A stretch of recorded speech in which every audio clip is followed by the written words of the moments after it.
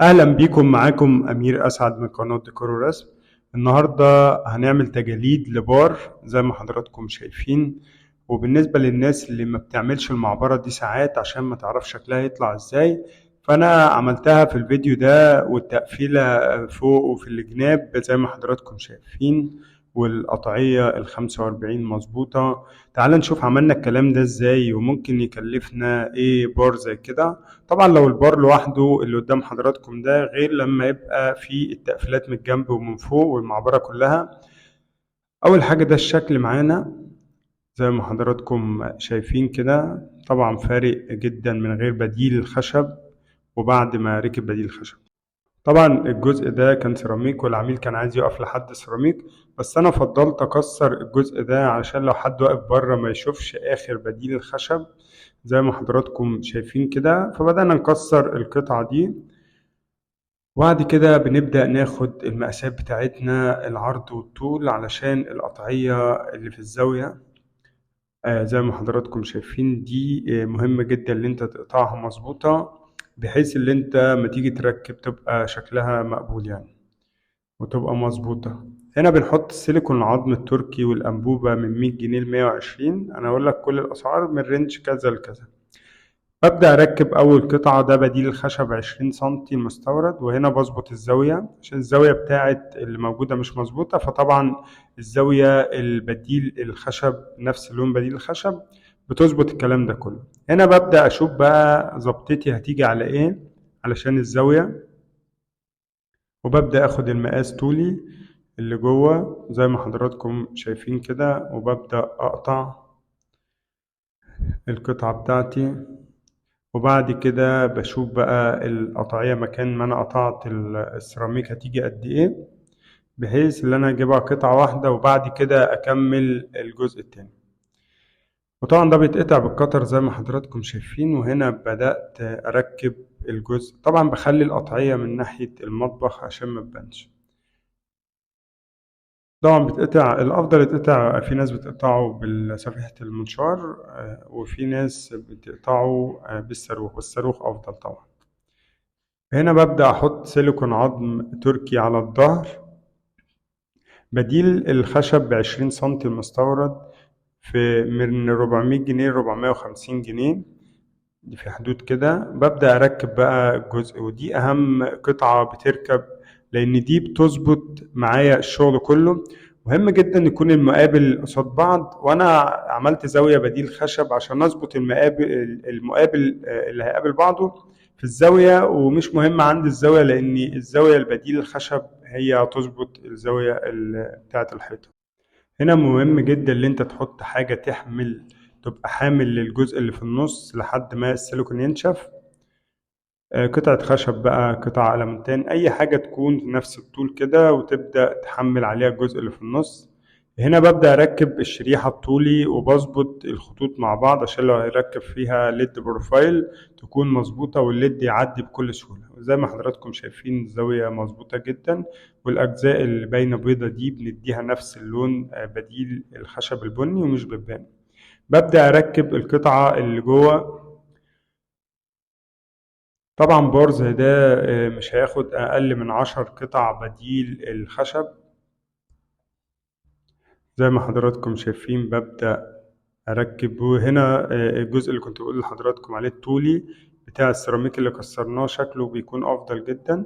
طبعا بدي أمان اللي أنا بحط لزق ده لحد ما السيليكون ينشف. هنا بقطع الزاوية 45 علشان لما تيجي تقابل بعض يبقى شكلها ظريف. طبعا بملاها سيليكون عظم تركي. طبعا الزاوية دي فكرة ممتازة جدا لأن بتيجي نفس درجة لون بديل الخشب، وبتظبط الزاوية بتاعتنا عشان لو في الحيطة مش مظبوطة الزاوية دي بتعوض الكلام ده كله.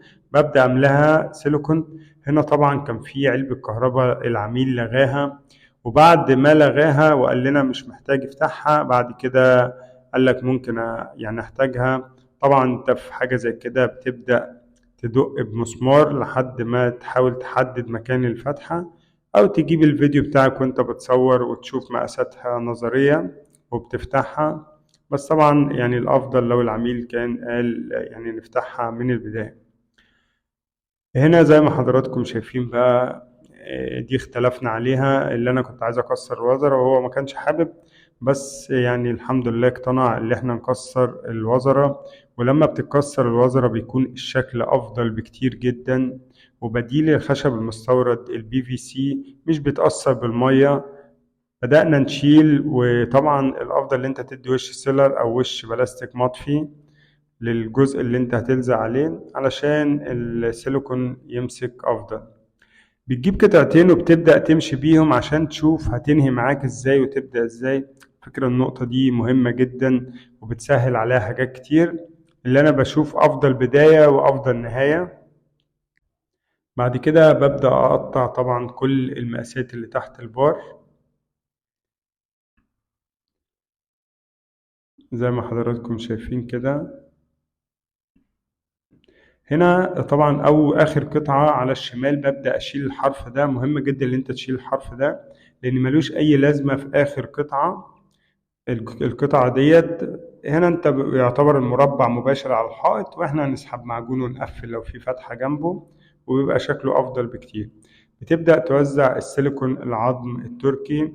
طبعا بتوزعه زي ما حضراتكم شايفين، احنا بنوزعه على الجزء البارز علشان يمسك يعني كويس، بحيث ان انت تستفاد من كل نقطة سيليكون موجودة. ببدأ طبعا أعدي سلك الكهرباء اللي هيركب مكان الليد، وببدأ أثبت القطع بتاعتي كلها. مهم جدا إن أنت تدخل القطع عشق ومعشوق، وطبعا ليها عدلة مش بتشتغل كده وخلاص. في زي ما حضراتكم شايفين أنا بظبط لأن ليها عدلة وبتمشي عليها مظبوط. تبدأ وآخر قطعة دي قطعناها. طبعا مهم القطعة تكون جاية مظبوطة بالظبط علشان الشكل في الآخر يبقى كويس جدا. أنا مش بهتم بالزاوية دي دلوقتي، يعني زي ما حضراتكم شايفين فيها جزء أبيض. أنا بظبط شغلي وكده كده الزاوية الخشب نفس اللون اللي أنا بركبها. الزاوية دي بتلم كل عيوب الزاوية اللي موجودة في الحيطة، أو الزاوية اللي كانت معمولة محارة واتعملت نقاشة دي مش بتبقى مظبوطة. فالزاوية اللي أنا بركبها دي بتعوض الموضوع ده كله. ببدأ أركبها زي ما حضراتكم شايفين، وشكلها بيبقى في منتهى الشياكة. وطبعا مهم جدا تكون نفس درجة اللون، وبكل بديل خشب نازل له الزاوية بتاعته. طبعا احنا قفلنا الجزء اللي جوه عشان ما يبقاش شكله مش حلو. الجزء اللي لاحم في بديل خشب وحطينا له زاوية. هنا بقى يعني كان في فضلات موجودة، فضلنا اللي احنا نركب الجزء بتاع المطبخ ما يبقاش شكله مختلف عشان من بره، وخلينا اللحام موجود من الجزء اللي تحت زي ما حضراتكم شايفين كده.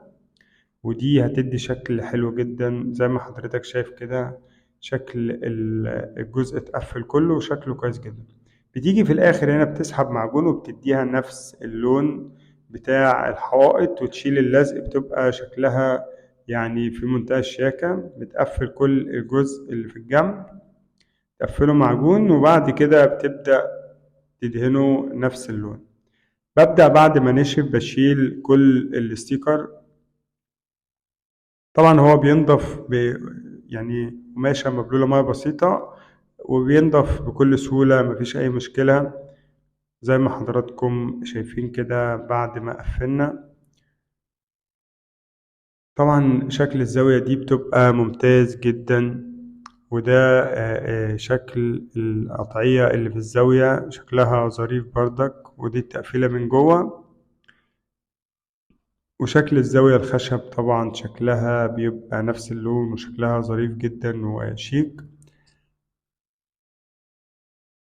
زي ما حضرتك شايف كده. اتمنى يكون الفيديو عجبكم. لو عجبك الفيديو ما تنساش تعمل لايك. لو انت عايز تسألني في اي حاجة حطها لي في كومنت. لو عايز تقول رأيك طبعا دي حاجة تشرفني. اتمنى يكون الفيديو عجبكم. لو عجبك الفيديو ما تنساش تشترك في القناة لو انت مش مشترك، وتفعل الجرس ليصلك كل الفيديوهات الجديدة. وادي مكان الريسبشن كله. اشوفكم على خير الفيديو القادم ان شاء الله.